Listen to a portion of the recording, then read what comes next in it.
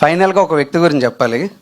ఈ సినిమా మొత్తం ఒక ఎక్స్ట్రా యాక్టర్స్తో కలిపి మొత్తం అందరు టెక్నీషియన్స్ అందరం కలిపి ఒక 200-300 మంది వర్క్ చేసాం. అందరూ కలిస్తే ఈ సినిమా అయింది. సో 300 మంది కలిపి ఈ సినిమాని తీస్తే ఒకే ఒక వ్యక్తి ఈ సినిమాని మోసారండి, ప్రజ్ఞయ్ గారు. మోసింది మాత్రం ఆయన ఒక్కలే, ఇప్పటికి ఈ రోజు కూడా.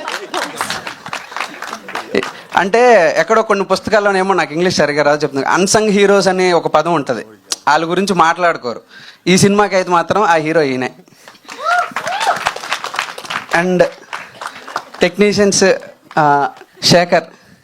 శేఖర్ ఇంత కామెడీగా ఇక్కడ ఏమో చేశాడేమో కానీ అంత అలా ఉండదండి. శేఖర్ చాలా ఇంట్రోవర్ట్, ఎక్కువ మందితో కలవడు, బట్ నాతో కలిశాడు. ఇద్దరికి బాగుంటుంది, ఆ రేప బాగుంటుంది. చాలా నాలెడ్జ్ నేర్చుకున్నాను శేఖర్ దగ్గర నుంచి. తను FTI బ్యాచ్ అనమాట, పుణే.